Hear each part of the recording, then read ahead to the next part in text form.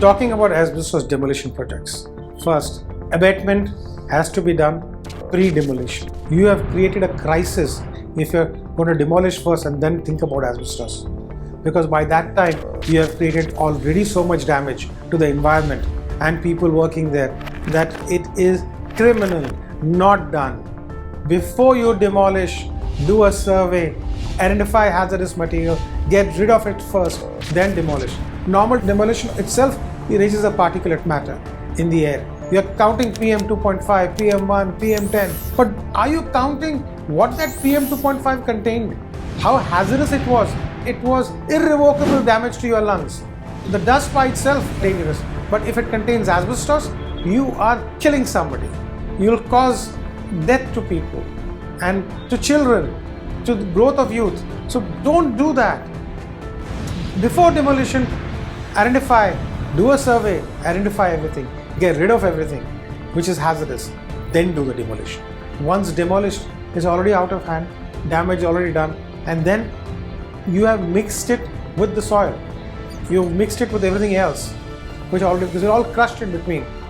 The next problem is the quantity of hazardous material now has quadrupled 100 times, because even 1% is considered hazardous in a body of things. How are you going to separate it in the soil? So that means you have to dispose of everything. That means you're talking about a lifetime landfill of 100x material that could have been done in just 1x.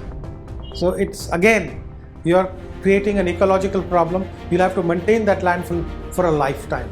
So it's not to be done, has to be done pre, not post. Get rid of it safely and then go for demolition. Any demolition has contamination, dust will fly, but at least it will not be life-threatening. So please do it before you demolish any building. The environmental impact is long-lasting. Asbestos is indestructible. From where you're going to catch that fiber when it is airborne, spread all over the place. We don't know in what concentrations, and it can impact such long periods of time, and there is no way to collect it.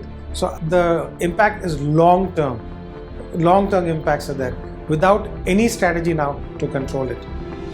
You cannot put air scrubbers when that event happens.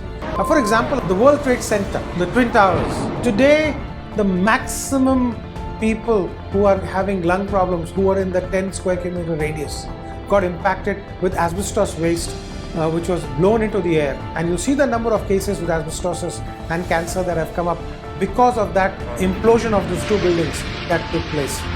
It is phenomenal. The insurance companies have gone crazy tackling these cases, and the human cost is so high. It's not just the building they lost. The number of people who got impacted with that dust, asbestos containing dust, are suffering. And it's been now, I think, 20-25 years since it has happened, and the problem still exists. People are still suffering.